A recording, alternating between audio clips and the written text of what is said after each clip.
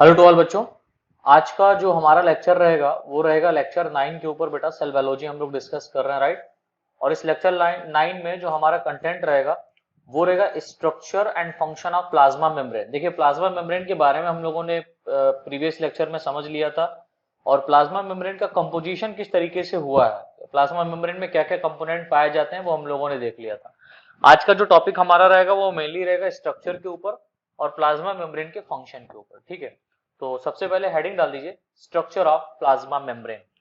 तो structure of plasma membrane में क्या खास बात है उसको हम लोग समझ लेते हैं। तो लिख लें इसमें, प्लाज्मा मेम्ब्रेन के स्ट्रक्चर में, प्लाज्मा मेम्ब्रेन के स्ट्रक्चर को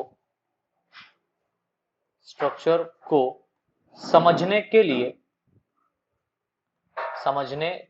लिए डिफरेंट टाइप के मॉडल्स को प्रपोज किया गया है। डिफरेंट टाइप के मॉडल को प्रपोज्ड किया गया है, यानी कि विभिन्न प्रकार के मॉडल यहाँ पर दिए गए हैं प्लाज्मा मेम्ब्रेन के स्ट्रक्चर को समझने के लिए। बहुत इंपॉर्टेंट है, इसको याद रखिएगा, ठीक है। और ये यहाँ पर जो डिफरेंट टाइप के मॉडल दिए हैं कुछ साइंटिस्टों ने दिए हैं, जिन्हें जिन्हें नंबर एक, बहुत इंपॉर्टेंट मॉडल है जो कि मान्य नहीं है, लेकिन सबसे पहले जो प्लाज्मा मेम्ब्रेन के स्ट्रक्चर के बारे में बताया था वो बताया था डैनियली एंड डेप्सन ने, ठीक। इसे हम लोग डैनियली और डेप्सन मॉडल के नाम से भी जानते हैं, ठीक है। डैनियली एंड डेप्सन्स मॉडल, ये दो साइंटिस्ट हैं, इन्होंने मिल करके इस मॉडल को प्रपोज किया। डैनियली और डेप्सन मॉडल कहते हैं इसको। डैनियली और डेप्सन मॉडल को एक और नाम से जाना जाता है जिसको हम लोग सैंडविच मॉडल कहते हैं, याद रखिएगा, सैंडविच मॉडल।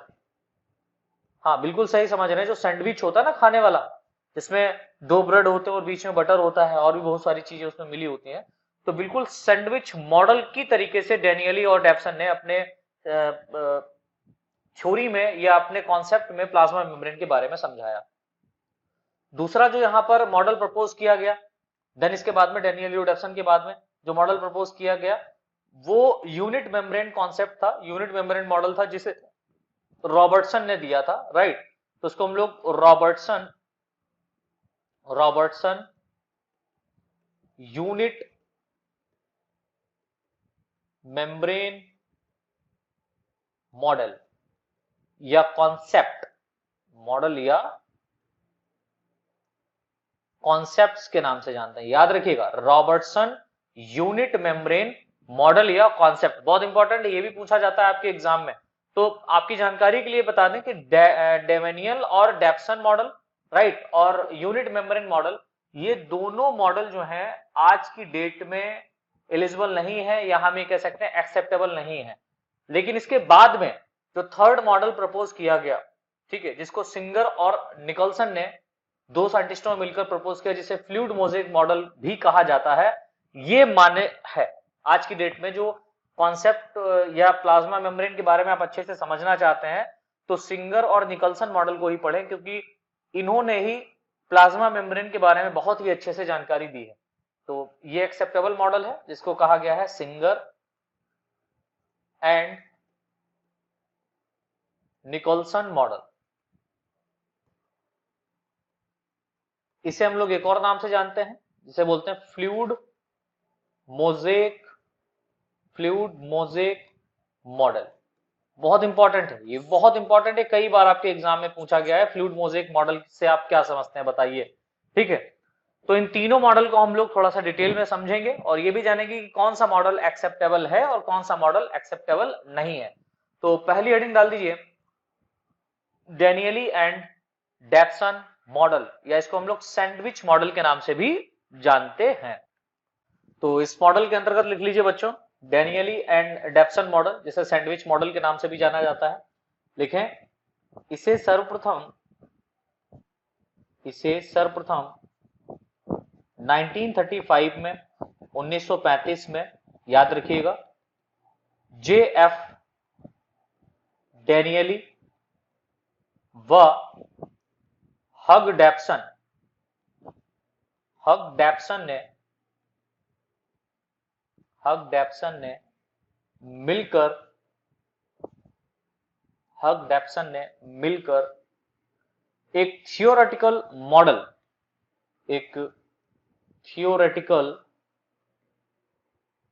मॉडल को प्रपोज्ड किया था जिन्होंने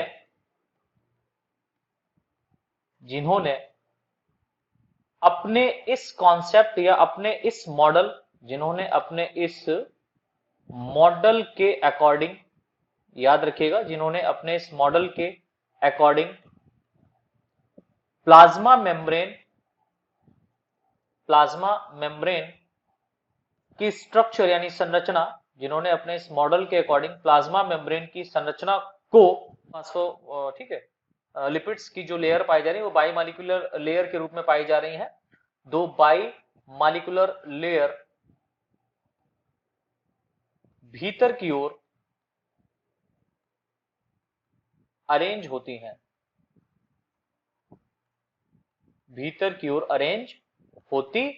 इस बात को याद रखिएगा। जैसे कि यहां पर अगर बनाए तो हम देख सकते हैं कि एक रफ डायग्राम लें तो बाहर की ओर इस तरीके से प्रोटीन का लेयर पाया जा रहा है, या आउटसाइड क्या पाया जा रहा है, प्रोटीन का लेयर पाया जा रहा है, हम मान लेते हैं that is a protein layer, ठीक है। एक ऊपर की ओर प्रोटीन लेयर पाया जा रहा है, यानी बाहर की ओर, और एक अंदर की ओर यानी कि जिधर साइटोप्लाज्म होता है, हम ये कह सकते हैं ये आउटसाइड द बॉडी है, आउटसाइड द सेल, और ये वाला पोर्शन इनसाइड द सेल है, यानी कि जिधर साइटोप्लाज्म भरा रहता है ना, इनसाइड द सेल। इस तरीके से ये प्रोटीन लेयर एक यहां पर पाया जा रहा है। तो एक प्रोटीन लेयर ऊपर और एक प्रोटीन लेयर नीचे की ओर इस तरीके से अरेंज रहता है, यानी कि प्रोटीन लेयर यहां पर कितनी पाई जा रही, दो, जो कितने एंगस्ट्रॉम मोटी होती है, तो ऊपर वाली जो प्रोटीन लेयर होती है वो 20 एंगस्ट्रॉम की होती है, राइट, और नीचे वाली जो प्रोटीन लेयर होती है ये भी कितनी होती है, 20 एंगस्ट्रॉम की होती है। ये एक एक्चुअल वैल्यू इन्होंने बताई। देन इसके बीच में आप देखेंगे कि फास्फोलिपिड की by molecular layer like this, दोनों तरफ इस तरीके से फास्फोलिपिड की बाई मालिकुलर लेयर इस तरीके से अरेंज रहती है इन दोनों प्रोटीन्स के बीच में, इस तरीके से, ठीक है, जिसमें एक हेड पोर्शन होता है और एक होता है टेल पोर्शन। और हेड पोर्शन, अच्छा ये जो रीजन है ये क्या कहला रहा है, ये है by molecular layer of phospholipid, by molecular layer of phospholipids. याद रखिएगा कि जो प्रोटीन का लेयर है वो दो लेयर में पाया जा रहा है, ठीक है, जो प्रोटीन यहां पर पाया जा रहा है वो दो लेयर में पाया जा रहा है, एक तो सेल के बाहर की तरफ और एक सेल के अंदर की तरफ, ठीक है, inner side of cell and outside of the cell, right. तो इनर साइड की तरफ क्या पाया जा रहा है, साइटोप्लाज्म पाया जा रहा है, और आउटसाइड की तरफ क्या पाया जा रहा है, किसी दूसरे सेल का रीजन पाया जा सकता है, राइट, किसी दूसरे सेल का रीजन पाया जा सकता है, या यहां पर ये मतलब हम कह सकते हैं बाहर की तरफ है। जैसे अमीबा वगैरह की अगर आप बात करें तो अमीबा के बाहर क्या एटमॉस्फेयर है, तो हम ये कह सकते हैं बाहर की तरफ यहां पर एटमॉस्फेयर है, वातावरण पाया जा रहा है, और यहां पर साइटोप्लाज्म अरेंज है। तो साइटोप्लाज्म और एटमॉस्फेयर को दोनों को एक दूसरे से अलग करने के लिए यहां पर एक मेम्ब्रेन पाई जाती है जिसको प्लाज्मा मेम्ब्रेन कहते हैं। इस प्लाज्मा मेम्ब्रेन के कंपोजिशन की बात करी तो इसमें दो प्रोटीन का लेयर पाया जाता है, बाहर की तरफ अंदर की तरफ, और इन दोनों के बीच में एक by molecular layer of phospholipid पाया जाता है, फास्फोलिपिड के दो मॉलिक्यूल्स पाए जाते हैं। अब इन फास्फोलिपिड्स का कुछ खास बात होता है क्या, कि इसमें जो प्रोटीन की तरफ होता है उसको हेड रीजन कहते हैं, ठीक है, और जो प्रोटीन के दूर होता है, यानी कि यहां पर देखिए ये वाला क्या है, ये हेड रीजन है, और ये प्रोटीन की तरफ है, यानी ये वाला प्रोटीन से दूर जा रहा है, अबे तो इसको हम लोग बोलेंगे टेल रीजन, ठीक है, ये हेड रीजन है, ये टेल रीजन है। तो फास्फोलिपिड का खास बात है कि जो हेड रीजन होता है ये हाइड्रोफिलिक होता है, यानी कि जल स्नेही, और टेल रीजन जो होता है ये हाइड्रोफोबिक होता है। आप लोगों ने पढ़ा होगा 11th क्लास से ही इसको पढ़ते आ रहे हैं हम लोग, हाइड्रोफिलिक और हाइड्रोफोबिक, राइट। तो हेड रीजन जो होता है वो कैसा होता है, हाइड्रोफिलिक होता है। ये काफी हम कह सकते हैं कि जल स्नेही होता है, जल की तरफ होता है। और आपको पता है साइटोप्लाज्म में भी वाटर होता है, और अगर आउटसाइड द सेल देखा जाए तो भी वाटर। अमीबा अगर है पैरामीशियम में तो कहाँ पाया जा रहा है, पानी में पाया जा रहा है ना, तो पानी में पाया जाएगा। तो लेकिन जो पानी होगा वो इसके अंदर नहीं जाएगा। क्यों नहीं जाएगा, क्योंकि जो हेड रीजन है वो तो वाटर को एब्जॉर्ब करने के लिए है, लेकिन जो टेल रीजन है वो जल विरागी है, जल से नफरत करता है, वाटर से नफरत करता है। तो क्या करेगा, ये पानी को जल के सेल के अंदर नहीं आने देगा, ये रोकता है। और एक खास बात कि ये जो टेल रीजन पाया जा रहा है, टेल रीजन के बीच में एक फोर्स काम करता है। टेल रीजन के बीच में क्या काम करता है, एक फोर्स काम करता है। इस फोर्स को हम लोग बोलते हैं वांडर फोर्स। इस फोर्स को हम लोग क्या बोलते हैं, वांडर फोर्स, याद रखिएगा। तो इस फोर्स को हम लोग क्या बोलते हैं, वांडर फोर्स, जो कि फास्फोलिपिड्स के टेल रीजन के बीच में पाया जाता है। फास्फोलिपिड के टेल रीजन के बीच में पाया जाता है। और एक खास बात, जो फास्फोलिपिड होता है, प्रोटीन लेयर तो 20 एंगस्ट्रॉम का होता है, लेकिन जो फास्फोलिपिड होता है ये आपका 35 एंगस्ट्रॉम का होता है। तो टोटल अगर आप देखें तो 20 प्लस 35 एंगस्ट्रॉम जो आपके यहां पर बनेंगे जाकर के टोटल, वो कितना बनेगा, 75 एंगस्ट्रॉम, राइट।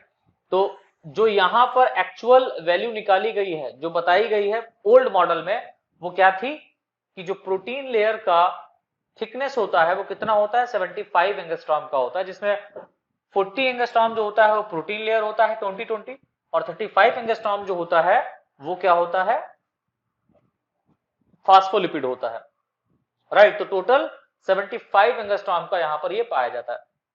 अब नई लाइन से एक पॉइंट लिख लीजिए, नई लाइन से एक बात लिख लीजिए, काफी इंपॉर्टेंट है। देखिए फास्फोलिपिड लेयर,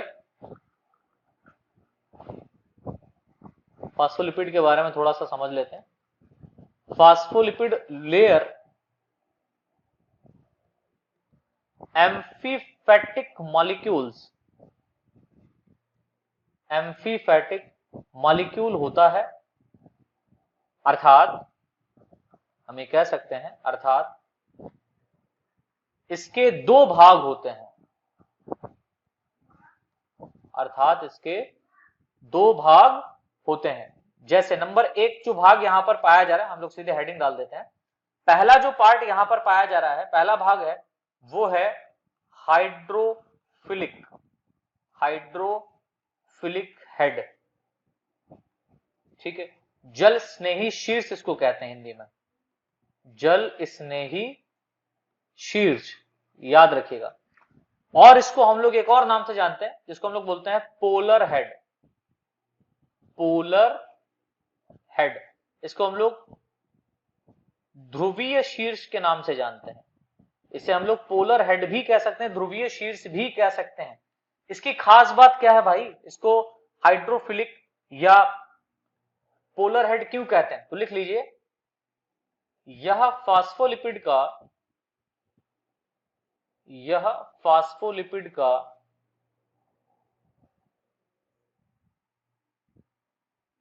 वह भाग होता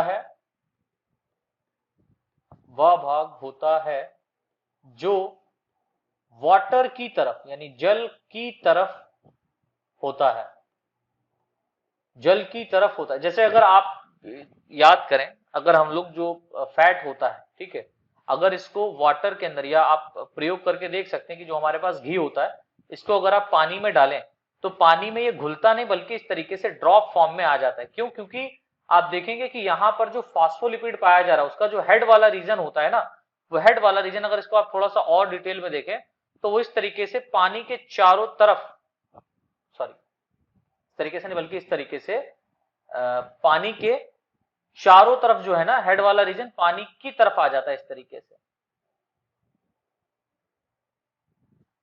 जिससे आप देखेंगे कि एक स्ट्रक्चर, राउंडेड स्ट्रक्चर यहां पर फॉर्म हो जाता है, लाइक दिस तरीके से, है ना। जिससे क्या होगा, यहां पर एक इस तरीके से गोल स्ट्रक्चर आपको दिखाई देने लगता है, फैट लाइक स्ट्रक्चर कहते हैं। ये ड्रॉप बन गया, ये घुलता नहीं है। तो घुलने का कारण क्या नहीं है, घुलने का कारण इसलिए नहीं क्योंकि यहां पर जो फास्फोलिपिड्स होता है, इसका जो हेड वाला रीजन होता है, जल स्नेही वाला रीजन होता है, वो क्या होता है, वाटर में चारों तरफ आ जाता है। और जो टेल वाला रीजन होता है, जल विरागी वाला जो रीजन होता है, वो वाटर को अब एक उसके दूर जाता है ना, आगे जाता है। तो इस वजह से क्या होता है, बीच में, अब ये घुलता नहीं तो बीच में क्या हो जाता है, एक स्ट्रक्चर प्रोड्यूस हो जाता है, थिक स्ट्रक्चर प्रोड्यूस हो जाता है यहाँ पर। तो आप देखेंगे कि इस तरीके से हम कह सकते हैं कि यहाँ पर जो वाटर है इसमें फैट वगैरह घुलनशील मात्रा में नहीं पाया जाता। अगर आप घी को घोलने का प्रयास करें तो घी नहीं घुलता है, वो ड्रॉप के फॉर्म में आपको दिखाई देने लगता है। ठीक है, तो क्या लिखा कि जो ये फास्फोलिपिड का वह भाग होता है जो वाटर की तरफ होता है, अर्थात हम ये कह सकते हैं, अर्थात हाइड्रोफिलिक हेड प्रोटीन लेयर से हाइड्रोजन व आयनिक बॉन्ड्स के द्वारा अटैच्ड रहता है, आयनिक बॉन्ड्स के द्वारा अटैच रहता है। अब भाई देखिए आयनिक बॉन्ड्स के द्वारा, यहां पर मैंने हाइड्रोजन व आयनिक बॉन्ड्स के द्वारा अटैच रहता है, तो जाहिर सी बात है ये पोलर रीजन है, राइट, ये पोलर रीजन है। और जो हाइड्रोफोबिक वाला रीजन होगा वो नॉन पोलर होगा। तो पोलर और नॉन पोलर कभी भी एक दूसरे के पास में नहीं आ सकते भाई। नेगेटिव पॉजिटिव हमेशा क्या होते हैं, एक दूसरे से दूर भागते हैं ना, आपको पता है यार। पोलर और नॉन पोलर एक दूसरे के अब्बे रहते हैं, राइट। तो आयनिक बॉन्ड्स के द्वारा अटैच रहता है, जिस कारण लिख सकते हैं, जिस कारण इसे जल स्नेही शीर्ष कहा जाता है, जिस कारण इसे जल स्नेही शीर्ष कहा जाता है। नेक्स्ट हेडिंग डाल दीजिए बी, वो है हाइड्रोफोबिक टेल। हाइड्रोफोबिक टेल, इसे हिंदी में कहते हैं जल विरागी पूंछ, जल विरागी पूंछ, या इसको हम लोग एक और नाम से जानते हैं non polar tail. Non polar tail यानी अध्रुवीय पूंछ, अध्रुवीय पुच्छ या पूंछ कह सकते हैं इसको, नॉन पोलर टेल। इसके बारे में लिख लीजिए खास बात, यह भाग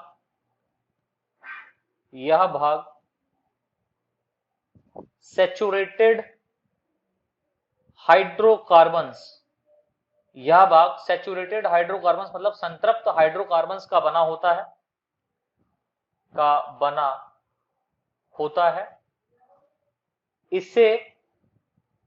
इसे एक्वस एनवायरनमेंट से प्रोटेक्शन देता है, जो इसे मतलब हम जैसे सैचुरेटेड हाइड्रोकार्बन्स का बना होता है, जो इसे एक्वस एनवायरनमेंट से प्रोटेक्शन मीन्स जो जलीय वातावरण है उससे सुरक्षा प्रदान करता है, प्रोटेक्शन देता है। लिखें, यह एंड यानी यह भाग हाइड्रोफोबिक, यह भाग हाइड्रोफोबिक इसलिए कहलाता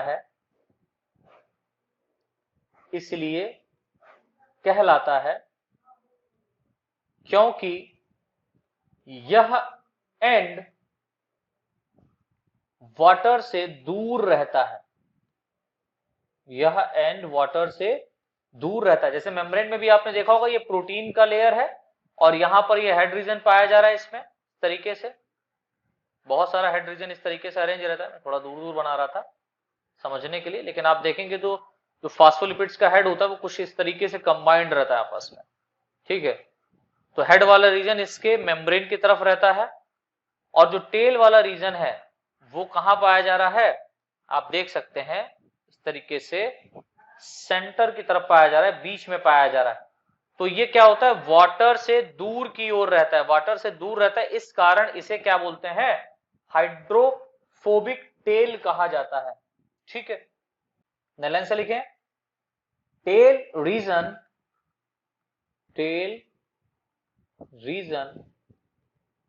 एक दूसरे से वॉन्डर वॉल या वॉन्डर फोर्स वंडर वॉल, इसका फुल नेम है वंडर वॉल फोर्सेस या वंडर वॉल फोर्स के द्वारा आपस में अटैच या संबंधित रहती हैं। वंडरवॉल फोर्सेस के द्वारा आपस में अटैच या संबंधित रहती हैं। लाइन से लिखें, प्लाज्मा मेम्ब्रेन की टोटल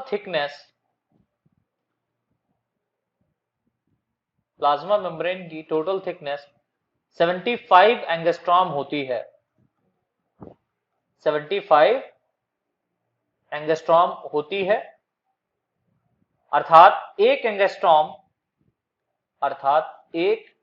एंगस्ट्रॉम बराबर 0.7 टाइम्स 0, 1 2 3 4 5 6 7, 0.7 टाइम्स 0 एंड 1 मिलीमीटर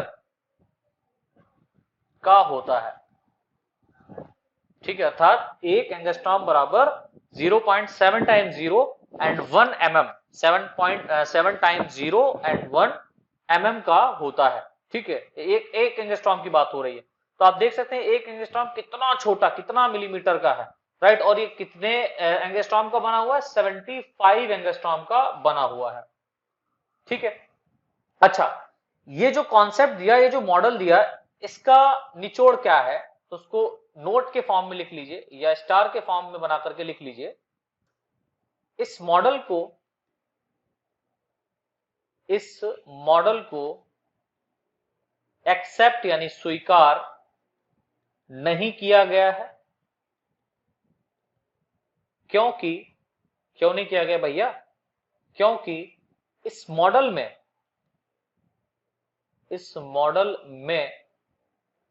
जो प्रोटीन का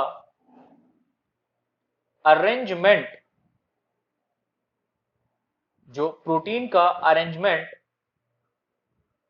बताया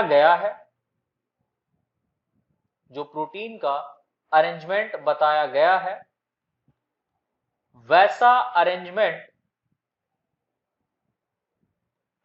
अरेंजमेंट प्लाज्मा मेम्ब्रेन के स्ट्रक्चर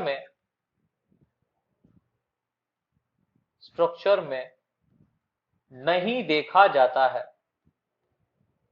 यानी कि जो पहले प्रोटीन का अरेंजमेंट बता दिया गया था 1935 के आसपास में, ठीक है, डैनियल और डेप्सन ने जो बताया था, राइट, जो अरेंजमेंट बताया था प्लाज्मा मेम्ब्रेन का, आज की डेट में जब हमारे पास में माइक्रोस्कोप का निर्माण हो चुका है, माइक्रोस्कोप बन चुका है, इसमें जब इसको अध्ययन किया गया तो इस तरीके का जो स्ट्रक्चर बताया गया वो स्ट्रक्चर यहां पर देखने को नहीं मिलता, जिस कारण डैनियली और डेप्सन का जो कॉन्सेप्ट या सैंडविच मॉडल है ये एक्सेप्टेबल नहीं है। और इसे सैंडविच मॉडल क्यों कहते हैं? क्योंकि आपने देखा यहां पर कि दो ब्रेड की लेयर हम प्रोटीन मान लेते हैं और इसके बीच में यहां पर क्या पाया जा रहा है बेटा? इस तरीके से बटर मान लेते हैं रखा हुआ है, और जो कि ये बटर क्या है? फास्फोलिपिड। एक्चुअल में क्या है ये? फास्फोलिपिड्स है। इसीलिए इसको सैंडविच मॉडल कहा गया कि सैंडविच की तरह ये आपको थोड़ा सा दिखाई देता है, लेकिन ये मॉडल एक्सेप्टेबल नहीं है। देन इसके बाद में एक दूसरे वैज्ञानिक आए जिनका नाम था रॉबर्टसन। ठीक है, तो इन्होंने एक अपना कॉन्सेप्ट दिया जिसको कहा गया रॉबर्टसन यूनिट मेम्ब्रेन कॉन्सेप्ट। वो क्या कहता है इसके बारे में देख लेते हैं फटाफट। तो हेडिंग डाल दीजिए,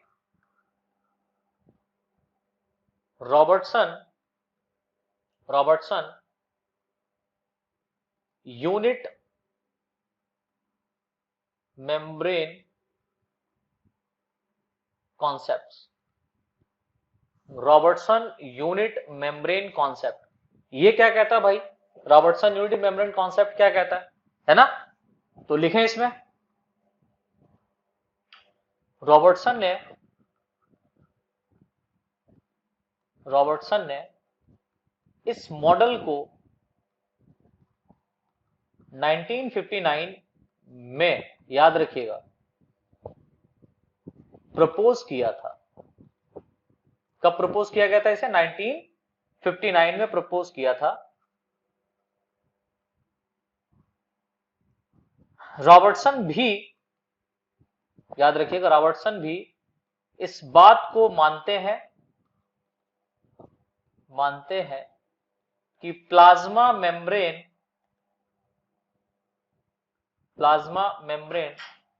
ट्राइलैमिलर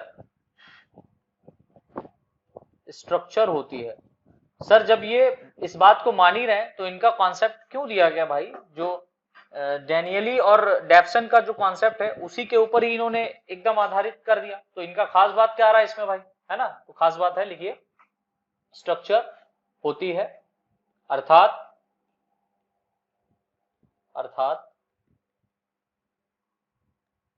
प्लाज्मा मेम्ब्रेन दो प्रोटीन लेयर, पूरी बात इन्होंने उन्हीं की कह दी, अर्थात प्लाज्मा मेम्ब्रेन दो प्रोटीन लेयर व एक फास्फोलिपिड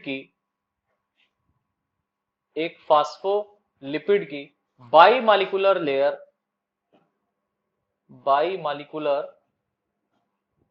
लेयर पाई जाती है या बनी होती है, हम ये कह सकते हैं। ठीक है, पहले से लिखें, रॉबर्टसन के अकॉर्डिंग मींस अनुसार सेल में पाई जाने वाली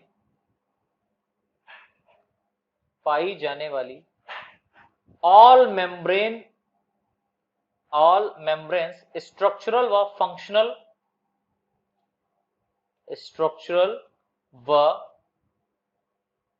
फंक्शनल बेसिस पर सिमिलर होते हैं। इन्होंने ये कॉन्सेप्ट दे दिया कि जो प्लाज्मा मेम्ब्रेन होती है, वो कोई भी किसी भी प्रकार की प्लाज्मा मेम्ब्रेन हो, चाहे वो प्लांट सेल की प्लाज्मा मेम्ब्रेन हो, चाहे एनिमल सेल की प्लाज्मा मेम्ब्रेन हो, एनिमल सेल में भी डिफरेंट टाइप के ऑर्गेनिज्म और प्लांट सेल में डिफरेंट टाइप के प्लांट्स, किसी की भी प्लाज्मा मेम्ब्रेन होती है वो स्ट्रक्चरल एंड फंक्शनल बेसिस पर सिमिलर होती है। ये बात किसने बताई? रॉबर्टसन साहब ने बताई। अब कुछ खास बात यहां पर लिख लीजिए, इनका कॉन्सेप्ट मान्य क्यों नहीं किया गया, तो आप एक नोट पॉइंट डाल दीजिए इस तरीके से और इसमें लिख लीजिए, पहला पॉइंट, दोनों मॉडल मतलब कि जो यहां पर सैंडविच मॉडल और यूनिट मेम्ब्रेन मॉडल, इसकी बात कर रहे हैं, दोनों मॉडल को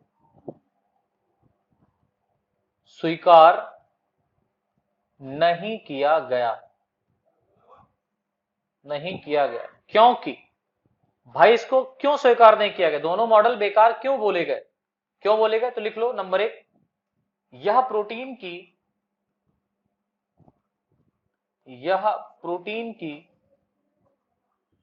प्लाज्मा मेम्ब्रेन से सही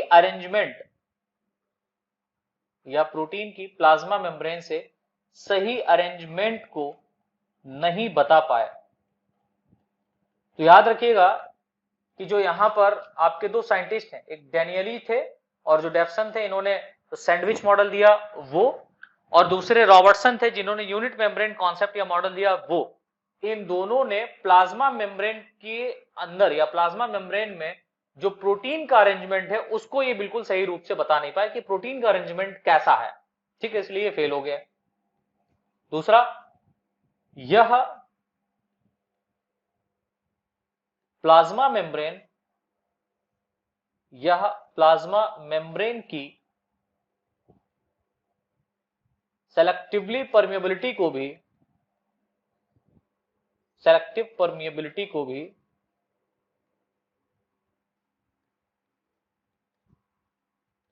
नहीं समझा पाए, जो कि बहुत इंपॉर्टेंट ये खास बात थी प्लाज्मा मेम्ब्रेन की। प्लाज्मा मेम्ब्रेन होती है वो सेलेक्टिव परमिएबल होती है क्योंकि ये सेल के अंदर उन मॉलिक्यूल्स को ही जाने देती है जो सेल के लिए इंपॉर्टेंट होते हैं, यानी कि ये मॉलिक्यूल्स को सेलेक्ट करके क्या करती है, ये मेम्ब्रेन साइटोप्लाज्म में भेजती है। तो इस बात को भी ये दोनों मतलब चारों नहीं बता पाए, मतलब तीनों नहीं बता पाए, रॉबर्टसन और आपके डैनियली और डेप्सन। ठीक है, नेक्स्ट पॉइंट लिख लो, यह प्लाज्मा मेम्ब्रेन की इलास्टिसिटी, याद रखिएगा, इलास्टिसिटी यानी कि प्रत्यास्थता, इसको हिंदी में बोलते हैं प्रत्यास्थता। इलास्टिसिटी को सही रूप से समझा नहीं पाए। तो प्लाज्मा मेम्ब्रेन काफी इलास्टिक होती है, ठीक है, तो ये इलास्टिसिटी को भी बता नहीं पाए तीनों लोग, राइट। अब इसके बाद में जैसे माइक्रोस्कोप अच्छे से बन गया, हमारे पास में डेवलप हो गया, देन उसके बाद में एक साइंटिस्ट पैदा हो गया जिसका नाम है सिंगर, और एक साइंटिस्ट पैदा हुआ जिसका नाम है निकलसन। इन दोनों ने मिलकर के एक और प्लाज्मा मेम्ब्रेन के कॉन्सेप्ट को प्रपोज किया अबाउट 1972 में, 1972 में। और ये जो प्लाज्मा मेम्ब्रेन का कॉन्सेप्ट दिया गया, ये काफी इंपॉर्टेंट माना जाता है और काफी प्रचलित और काफी मान्य है, ठीक है, सिंगर और निकलसन का मॉडल, और जिसको हम लोग फ्लूइड मोज़ेक मॉडल के नाम से जानते हैं। तो सिंगर एंड निकलसन का फ्लूइड मोज़ेक मॉडल जो है ये काफी इंपॉर्टेंट है। नेक्स्ट हेडिंग जो हमारी पड़ेगी वो पड़ेगी सिंगर एंड निकलसन मॉडल या फ्लूइड मोज़ेक मॉडल। चलिए तो हम लोग देखते हैं सिंगर एंड निकलसन मॉडल के बारे में, जिसको फ्लूइड मोज़ेक मॉडल के नाम से भी जाना जाता है। काफी प्रचलित मॉडल है, ठीक है, तो इसके बारे में लिखें और इसके बारे में आप याद भी रखें क्योंकि ये काफी इंपॉर्टेंट है। लिखें इस मॉडल को, यानी फ्लूइड मोज़ेक मॉडल को सिंगर व निकलसन ने 1972 में, याद रखिएगा, प्रपोज किया था, 1972 में प्रपोज किया था, तथा इस मॉडल के अकॉर्डिंग, याद रखिएगा, अकॉर्डिंग प्लाज्मा मेम्ब्रेन के स्ट्रक्चर को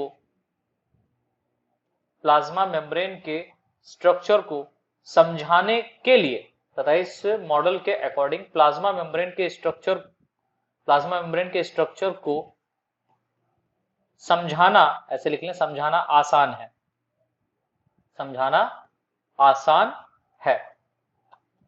इस मॉडल के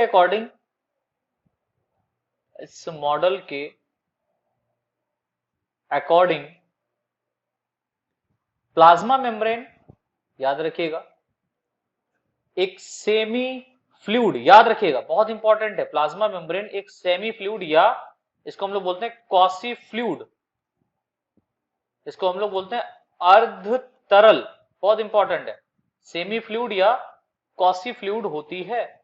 इसका कहने का मतलब क्या होता है भाई, इसी को समझना है, ठीक है। एवं इस फ्लूइड में protein mosaic concepts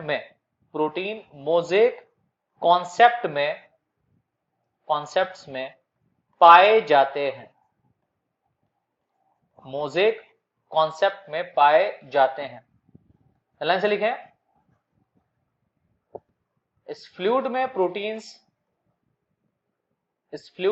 proteins movement करते हैं।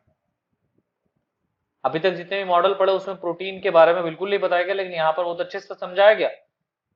इस फ्लूइड में प्रोटीन मूवमेंट करते हैं तथा प्रोटीन की, याद रखिएगा, तथा प्रोटीन की मूवेबिलिटी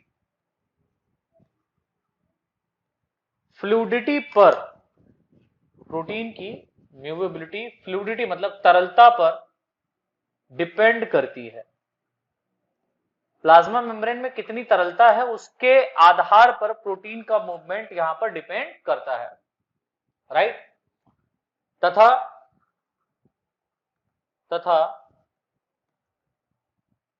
इस फ्लूइडिटी को फास्फोलिपिड्स के द्वारा, याद रखिए, इस फ्लूइडिटी को फास्फोलिपिड्स के द्वारा प्रदान किया जाता है। यानी कि जो फ्लूइडिटी यहां पर आ रही है, ये तरलता जो यहां पर प्रकट हो रही है, वो किसके कारण हो रही है, याद रखिएगा, फास्फोलिपिड के कारण हो रही है। तो हम ये कह सकते हैं कि फास्फोलिपिड जो है एक ऐसी लेयर है जिसके ऊपर या जिसके अंदर प्रोटीन्स जो हैं वो तैरते रहते हैं, एक समझ सकते हैं, प्रोटीन जो है वो क्या कर रहे हैं, तैर रहे हैं, राइट, स्विम कर रहे हैं, एक तरीके से हम ये कह सकते हैं। तो लिखे आगे, तथा इस फ्लूइड में जो कॉन्सेप्ट दिया वो क्या लिखा, तथा इस फ्लूइड में प्रोटीन्स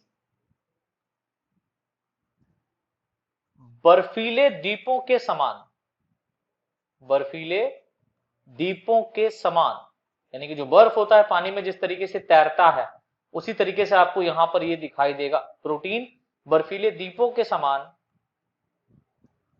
तैरते रहते हैं, जिन्हें फास्फोलिपिड्स के समुद्र में, जिन्हें क्या कहते हैं,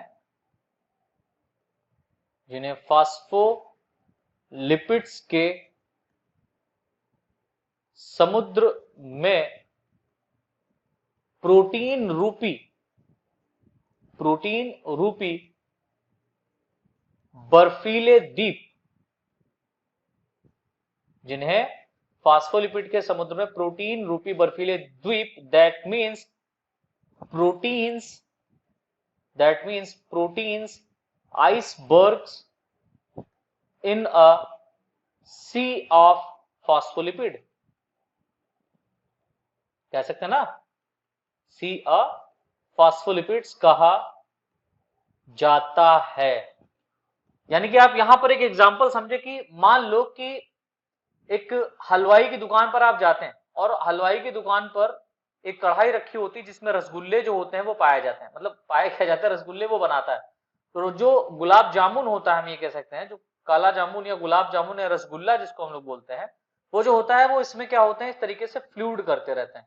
भाई ये जो चीनी ये जो पाई जा रही है यहाँ पर, ये जो तरलता, ये जो तरल चीनी है, फ्लूइड है, जिसको हम लोग शक्कर का घोल कहते हैं, शक्कर के घोल में आप देखते हैं कि यहाँ पर तरीके से रसगुल्ले जो होते हैं, गुलाब जामुन जो होते हैं वो तैरते रहते हैं। तो यहाँ पर जो गुलाब जामुन तैर रहे हैं, कोई नीचे की तरफ आप गुलाब जामुन नहीं देखते, हाँ जब गुलाब जामुन यहाँ ढेर हो जाते हैं, ऊपर आ जाते हैं, तब ये थोड़े से डूब जाते हैं, लेकिन अगर एक क्वांटिटी में रखा जाए तो गुलाब जामुन जो होता है वो ऊपर इस तरीके से तैरता हुआ नजर आता है। तो आप देख सकते हैं कि जो यहाँ पर फ्लूइड मोज़ेक मॉडल है, इसको हम लोग गुलाब जामुन मॉडल भी कह सकते हैं, याद रखिएगा, फ्लूइड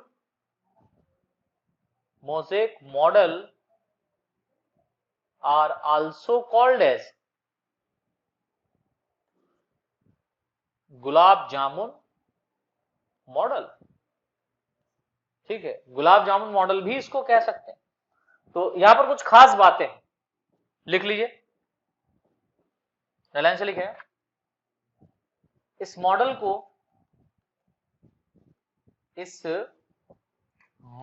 को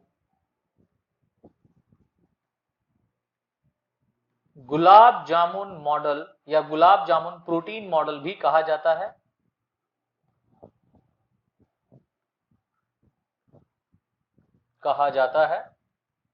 अर्थात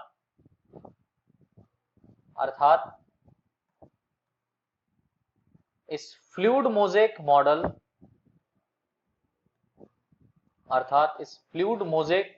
मॉडल के फास्फोलिपिड्स में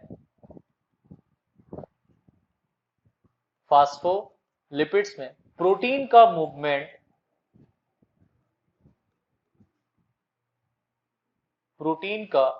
मूवमेंट लेटरल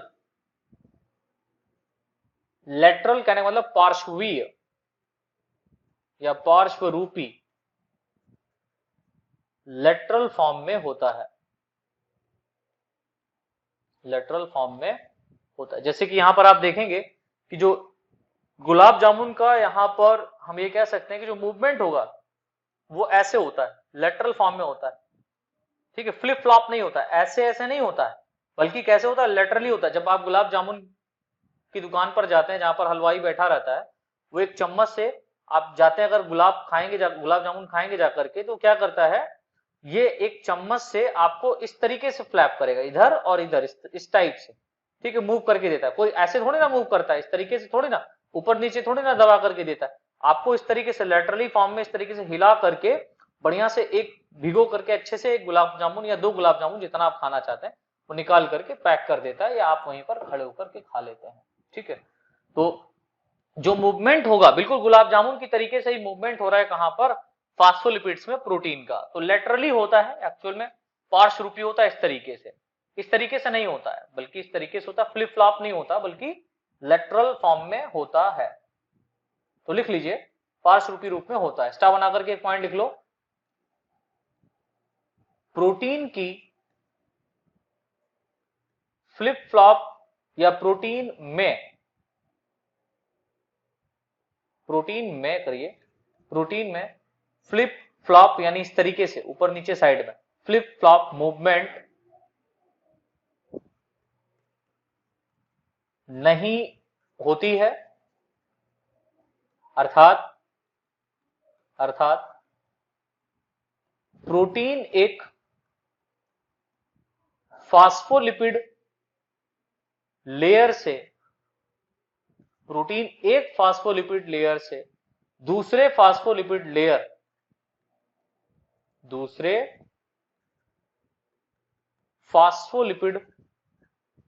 लेयर में मूव नहीं करते हैं। जैसे कि आपको पता है कि इस तरीके से एक प्रोटीन लेयर पाया जा रहा है, दूसरा यहां पर ये प्रोटीन लेयर पाया जा रहा है, और उनके बीच में यहां पर हम मान लेते हैं इस तरीके से फास्फोलिपिड्स पाए जाते हैं। तो एक लेयर पर जो फास्फोलिपिड्स पाए जा रहे हैं, राइट, मान लो ये जो लेयर यहां पर ए लेयर हम मान लेते हैं, ये वाली जो लेयर है ये ए लेयर है और ये बी लेयर है, राइट। तो ए लेयर से फास्फोलिपिड बी फास्फोलिपिड पर नहीं जाएंगे, ना ही बी से ए की तरफ मूव करेंगे। तो ये फ्लिप फ्लॉप मूवमेंट नहीं हो सकता, यानी यहां का जो फास्फोलिपिड है यहां पर नहीं आ सकता और यहां का यहां नहीं जा सकता। हाँ, ये हो सकता है कि जो फास्फोलिपिड्स हैं ये आपस में इस तरीके से लेटरली चेंज हो सकते हैं, ये वाला फास्फोलिपिड यहां आ सकता है और ये वाला फास्फोलिपिड यहां जा सकता है। इस तरीके से ये मूवमेंट शो कर सकते हैं, दैट मींस लेटरली तो मूवमेंट यहां पर होता है, लेटरली तो मूवमेंट प्रेजेंट है, लेकिन फ्लिप फ्लॉप मतलब इस तरीके से मूवमेंट, इसका वाला यहां, ये वाला फास्फोलिपिड यहां और ये वाला यहां, फ्लिप फ्लॉप मूवमेंट नहीं होता, एब्सेंट होता है। इस बात को याद रखिएगा, ये खास बात है इसकी, राइट। अब एक टर्म यहां पर बहुत ज्यादा आ रहा है कि भैया जो फास्फोलिपिड है, प्रोटीन्स हैं, इनका किस तरीके से अरेंजमेंट है इस मॉडल में, है ना, या जो प्रोटीन है वो किस तरीके की पाई जा रही है। तो यहां पर हम लोग अब थोड़ा सा मॉडल के कॉन्सेप्ट को भी समझ लेते हैं। तो जो फास्फोलिपिड है उसके बारे में थोड़ा सा समझते हैं। तो हेडिंग डाल दीजिए फास्फोलिपिड, यानी फ्लूइड मोज़ेक मॉडल में जो फास्फोलिपिड का अरेंजमेंट है वो कैसा है। तो हेडिंग डाल दीजिए फास्फोलिपिड, या इसको हम लोग फास्फोग्लिसराइड के नाम से भी जानते हैं। तो लिखें इसके अंतर्गत फास्फोलिपिड या फास्फोग्लिसराइड के अंतर्गत क्या खास बात है, लिखें अध्ययन के बाद यानी स्टडी के बाद, जब ये इसको डिटेल में स्टडी किया गया माइक्रोस्कोप के द्वारा प्लाज्मा मेम्ब्रेन को, उसके बाद यह पता चला कि सेल मेम्ब्रेन लिपिड्स की बनी होती हैं। बहुत इंपॉर्टेंट पॉइंट है, स्टडी के बाद यह पता चला कि सेल मेम्ब्रेन किसकी बनी होती बेटा, लिपिड्स की बनी होती हैं, जो एक सरफेस के रूप में अरेंज्ड रहती हैं, जो एक सरफेस के रूप में क्या होती है बेटा, अरेंज रहती हैं। लाइन से लिखें लिपिड मेम्ब्रेन के अंदर, लिपिड्स मेम्ब्रेन के अंदर यानी झिल्ली के अंदर अरेंज होते हैं, जिनका polar head region outside means बाहर की ओर, व नॉन पोलर रीजन मीन्स जो टेल वाला रीजन है, non polar tail region inner side की ओर होता है। इससे यह सिद्ध होता है कि सैचुरेटेड हाइड्रोकार्बन्स की बनी हुई असंतृप्त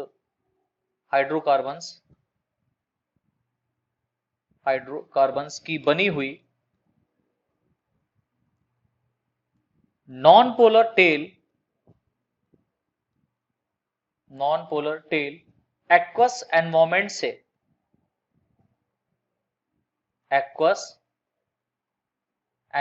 से सुरक्षा रखती है या प्रोटेक्शन प्रदान करती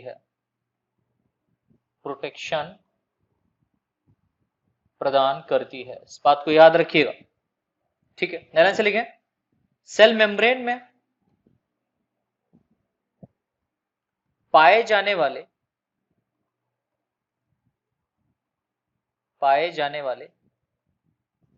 लिपिड्स कंपोनेंट्स फास्फोग्लिसराइड, याद रखिएगा, फास्फोग्लिसराइड्स, इसको ब्रैकेट में कर दीजिए, फास्फोलिपिड भी इसको बोलते हैं, फास्फोलिपिड्स या फास्फोग्लिसराइड के बने होते हैं, फास्फोग्लिसराइड्स के बने होते हैं। इस पॉइंट को याद रखिएगा, नए लाइन से लिखें।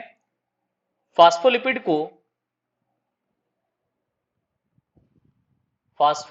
को सेल मेम्ब्रेन का, सीएम का मतलब सेल मेम्ब्रेन होगा, ठीक है, सेल मेम्ब्रेन का मुख्य कंपोनेंट यानी मुख्य घटक माना जाता है। यानी जो फास्फोलिपिड है वो सेल मेम्ब्रेन का मेन कंपोनेंट माना जाता है फ्लूइड मोज़ेक मॉडल के अकॉर्डिंग। ठीक है, क्यों माना जाता है? क्योंकि यह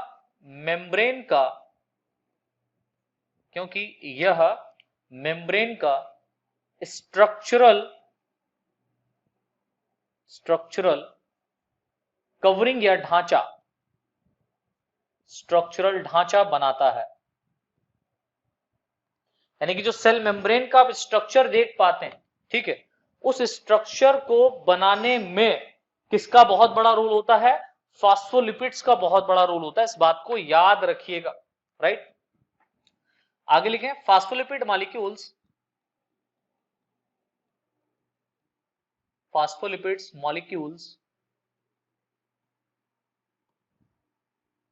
सेल मेम्ब्रेन को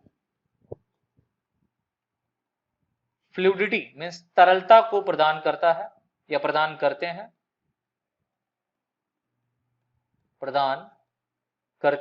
क्यों करते हैं भाई? क्योंकि फास्फोलिपिड्स मॉलिक्यूल्स मुख्यतः अनसैचुरेटेड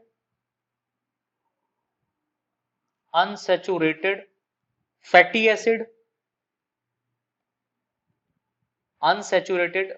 एसिड मतलब असंतृप्त बसीय अम्लों, ठीक है, अनसैचुरेटेड फैटी एसिड से बने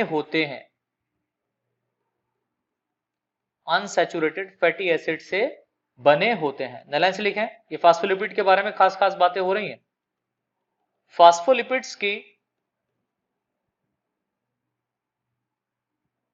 फ्लूइडिटी कई सारे फंक्शंस के लिए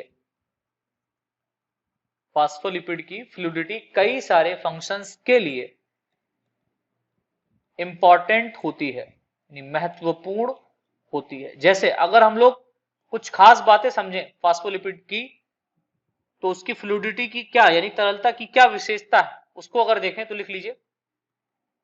नंबर 1, यह इंटरसेलुलर जंक्शन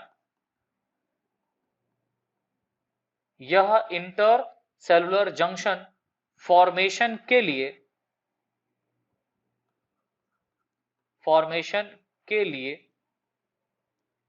इंपॉर्टेंट होती है, महत्वपूर्ण होती है। यानी जो फास्फोलिपिड है ये इंटरसेलुलर जंक्शन यानी दो सेल के बीच में जो सेल्स यहां पाई जा रही हैं उसको हम लोग बोलते हैं इंटरसेलुलर जंक्शन।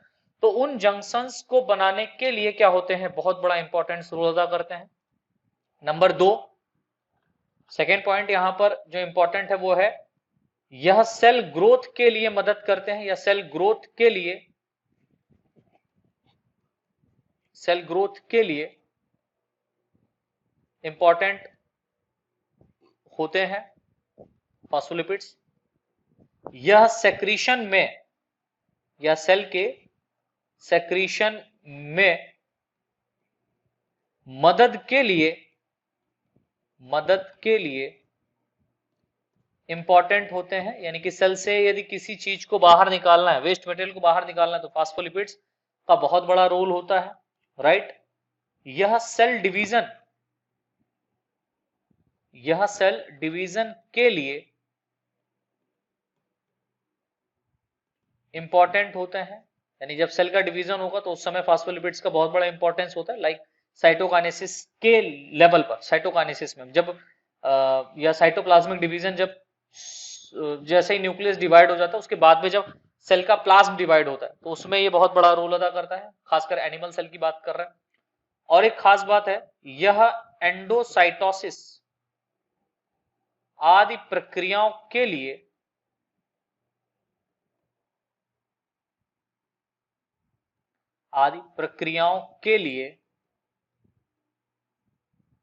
इंपॉर्टेंट होते हैं, आदि प्रक्रियाओं के लिए इंपॉर्टेंट होते हैं। कुछ खास बातें हैं जो आपको याद रखनी, जैसे स्टार बनाकर के डिफरेंट कलर से लिख लीजिएगा। यूकैरियोटिक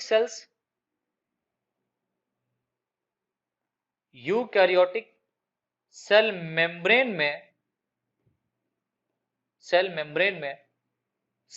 मेम्ब्रेन को स्टेबिलिटी यानी कि हम कह सकते हैं स्थायित्वता, स्टेबिलिटी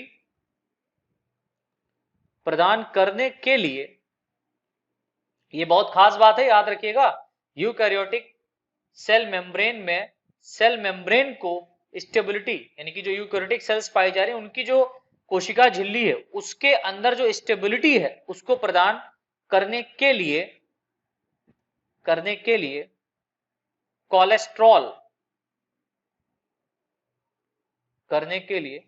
कोलेस्ट्रॉल भी पाए जाते हैं। यानी सेल मेम्ब्रेन की जो स्थायित्वता है, स्टेबिलिटी है, वो इतनी स्टेबल क्यों है, उसके लिए यहां पर कोलेस्ट्रॉल्स भी जिम्मेदार होते हैं, कोलेस्ट्रॉल भी पाए जाते हैं। मतलब यहां पर लिपिड, ठीक है, प्रोटीन और कार्बोहाइड्रेट तो पाया जाता है, लेकिन यूकैरियोटिक सेल में कोलेस्ट्रॉल भी पाए जाते हैं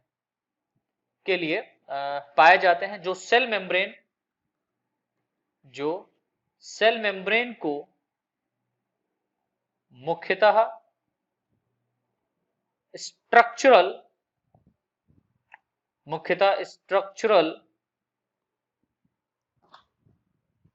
जो सेल मेम्ब्रेन को मुख्यतः स्ट्रक्चरल स्टेबिलिटी प्रोवाइड करते हैं। तो सेल मेम्ब्रेन को मुख्यतः स्ट्रक्चर स्टेबिलिटी को प्रोवाइड करते हैं, अब ये तो यूकैरियोट की बात कर ली, क्या सर प्रोकैरियोट में भी ये पाया जाता है? तो प्रोकैरियोट्स की भी बात लिख लो भाई, थोड़ा डिफरेंट तो होगा क्योंकि प्रोकैरियोट है, लिख लीजिए। प्रोकैरियोटिक सेल मेम्ब्रेन में कोलेस्ट्रॉल नहीं पाए जाते हैं, ये बात याद रखिएगा, बहुत खास बात है कि cholesterol present in cell membrane eukaryotic या प्रोकैरियोटिक। तो आप कहेंगे सर यूकैरियोटिक में पाए जाते हैं, प्रोकैरियोटिक में नहीं पाए जाते हैं, कोलेस्ट्रॉल नहीं पाए जाते हैं। लेकिन याद रखना, लेकिन यहां पर लेकिन यहां पर होपेनॉइड्स अब ये होपेनॉइड्स क्या होते हैं? ये पेंटासाइक्लिक एस्टेरॉल हैं। याद रखिएगा ये क्या है एक्चुअल में? पेंटासाइक्लिक एस्टेरॉल।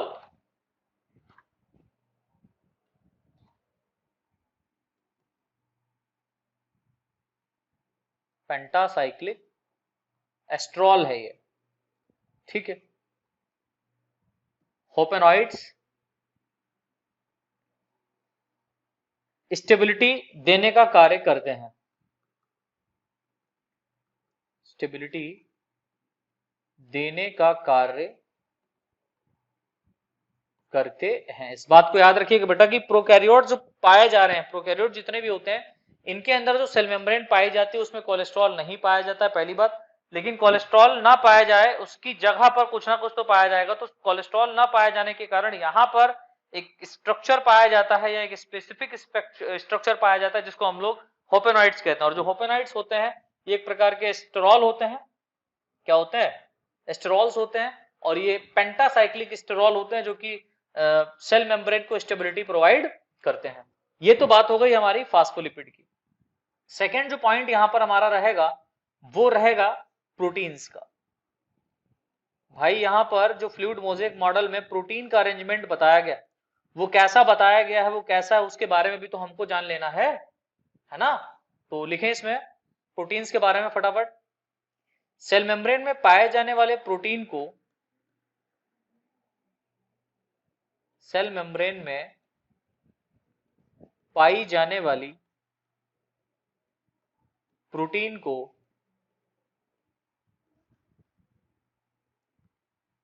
अलग करने की सुविधा के आधार पर, यानी कि प्रोटीन को अलग करने की सुविधा के आधार, यानी कि यहां पर जो फास्फोलिपिड में प्रोटीन्स पाए जा रहे हैं उसको अलग करने की सुविधा के अनुसार, ठीक है, आधार पर यानी कि इसको हम अलग कर पाएंगे कि नहीं कर पाएंगे उसके आधार पर इन्हें दो भागों में डिवाइड किया गया है। नंबर एक, जो पहला यहां पर भाग है वो है पेरीफेरल या इसको हम लोग बोलते हैं एक्सट्रिंसिक प्रोटीन, यानी बाह्य प्रोटीन, बाहर की ओर पाई जाने वाली प्रोटीन। और दूसरी जो होती है उसको हम लोग बोलते हैं इंटीग्रल या इंट्रेंसिक प्रोटीन। ये प्लाज्मा मेम्ब्रेन में इंबेडेड होती है, प्लाज्मा मेम्ब्रेन में धसी हुई पाई जाती है, ठीक है। तो यहां पर जो पेरिफेरल या एक्सट्रिंसिक प्रोटीन है इसका खास बात क्या है ना। तो फर्स्ट हेडिंग डाल दीजिए पेरिफेरल या एक्सट्रिंसिक प्रोटीन। इसके अंतर्गत लिखें इस प्रकार की प्रोटीन, याद रखिएगा, इस प्रकार की प्रोटीन लिपिड लेयर की बोथ सरफेस पर, यानी कि जो लिपिड लेयर यहां पर पाए जा रहे हैं उनकी दोनों सरफेस पर, बोथ सरफेस पर पाई जाती हैं, बोथ सरफेस पर पाई जाती है। और इन्हें सिंपल फॉर्म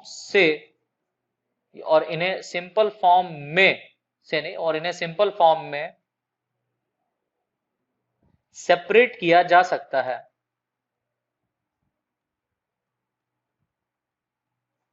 यानी कि आप इनको इजीली तरीके से क्या कर सकते हैं, फास्फोलिपिड से इन प्रोटीन्स को बाहर निकाल सकते हैं, हटा सकते हैं। ध्यान से लिखें इन प्रोटीन्स में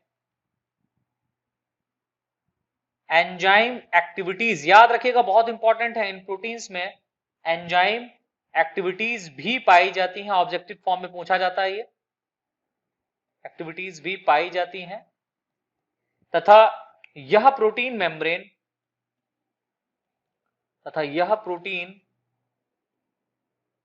मेम्ब्रेन्स में यानी कि झिल्लियों में स्वतंत्र रूप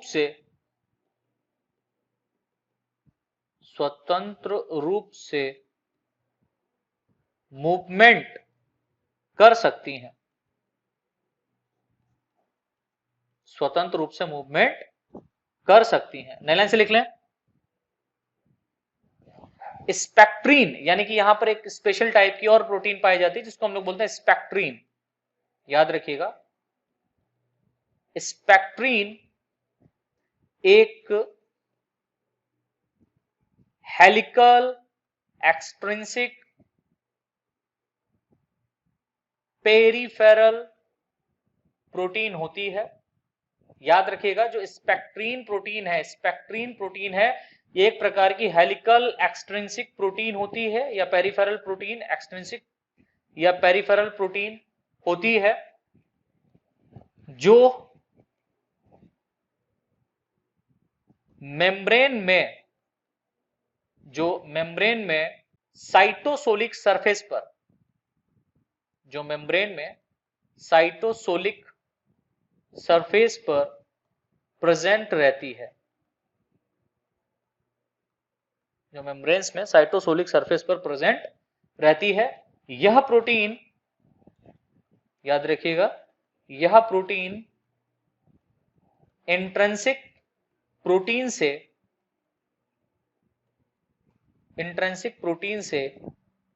अटैच रहती है। तो स्पेक्ट्रीन प्रोटीन जो होती है ये कैसी होती है? हेलिकल होती है, ठीक है। जो मेम्ब्रेन से या जो मेम्ब्रेन के साइटोसोलिक सरफेस पर, जो मेम्ब्रेन के साइटोसोलिक सरफेस पर प्रेजेंट रहती है। और ये जो प्रोटीन होती है इंट्रिंसिक प्रोटीन से अटैच रहती है, यानी इंट्रिंसिक जो प्रोटीन है उससे ये क्या रहती है बेटा? अटैच रहती है। खास बात लिख लें, इसमें स्टार बना करके एक पॉइंट लिख लें, स्पेक्ट्रीन प्रोटीन को साइटोस्केलेटन का भाग माना जाता है, साइटोस्केलेटन का भाग माना जाता है। देखिए स्पेक्ट्रीन प्रोटीन है क्या एक्चुअल में? आपको पता है ये आउटसाइड द प्रोटीन मेम्ब्रेन पाई जा रही है, इनसाइड द प्रोटीन, और इसके बीच में ये फास्फोलिपिड का बाई लेयर पाया जा रहा है। तो यहां पर जो स्पेक्ट्रीन प्रोटीन है वो स्पेशली कहां पाया जाएगा? इनसाइड द लेयर, यानी ये जो प्रोटीन का लेयर पाया जा रहा है, इस प्रोटीन के लेयर पर यहां पर इस साइड में, यानी कि नीचे की तरफ जो साइटोप्लाज्म की तरफ है, ऐसे समझिए, जो साइटोप्लाज्म की तरफ है, यहां पर ये क्या पाई जा रही है? स्पेशल टाइप की प्रोटीन पाई जा रही है जिनको स्पेक्ट्रीन प्रोटीन कह रहे हैं, ठीक है। और ये स्पेक्ट्रीन प्रोटीन अटैच्ड रहती है किससे? अटैच रहती है किससे बेटा? बोलो ना, इंट्रिंसिक प्रोटीन से। किससे अटैच रहती है? इंट्रिंसिक प्रोटीन से अटैच रहती है। दूसरी बात आपको याद रखना है कि जो स्पेक्ट्रीन प्रोटीन है ये साइटोस्केलेटन का, यानी कि जो कोशिका का जो अंतः कंकाल है, सेल का जो साइटोस्केलेटन है, ठीक है, कोशिका कंकाल जो है या कोशिका द्रव्य कंकाल जो है उसका भाग होता है। उसका क्या होता है? ये पार्ट होता है, यानी अंदर की तरफ पाया जाता है। एक और पॉइंट स्टार बना करके लिख लीजिए, प्लाज्मा मेम्ब्रेन या सेल मेम्ब्रेन में लगभग 30 प्रकार के, बहुत इंपॉर्टेंट है इसको याद रखिएगा, लगभग 30 प्रकार के एंजाइम्स पाए जाते हैं। 30 प्रकार के क्या पाए जाते हैं बेटा? एंजाइम्स पाए जाते हैं, जिनमें एटीपीएज यानी कि एटीपी हाइड्रोलाइजिंग एंजाइम, एटीपीएज अधिक महत्वपूर्ण, मोस्ट इंपॉर्टेंट तथा यह एंजाइम मेम्ब्रेन में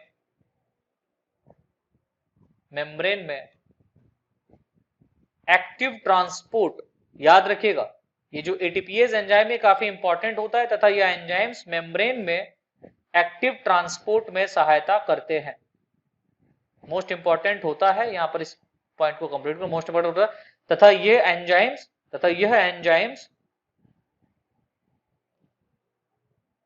यह एंजाइम्स मेम्ब्रेन में एक्टिव ट्रांसपोर्ट्स में सहायता करते हैं। इस बात को याद रखिएगा, इसमें क्या करते हैं बेटा, सहायता करते हैं। अब सेकेंड जो हमारी यहां पर प्रोटीन है वो कैसी है, इंट्रेंसिक प्रोटीन या इंटीग्रल या इंट्रेंसिक प्रोटीन, ये क्या होती हैं, इनके विषय में लिख लो। लिखो, यह प्रोटीन मेम्ब्रेन के भीतर पार्शियली या कंप्लीटली, यानी मेम्ब्रेन के अंदर ये थोड़ी सी धसी होंगी या पूरी तरीके से क्या होती हैं, कंप्लीटली एम्बेडेड होती हैं, यानी धसी होती हैं, कंप्लीटली एम्बेडेड रहती हैं, तथा इन प्रोटीन्स को आसानी से सेपरेट नहीं किया जा सकता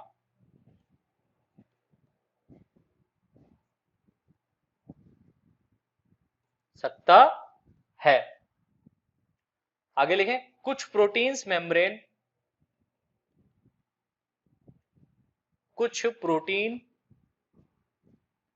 मेम्ब्रेन के आर पार पाए जाते हैं, जिन्हें, बहुत इंपॉर्टेंट है, इसको याद रखिएगा, जिन्हें टनल प्रोटीन कहते हैं।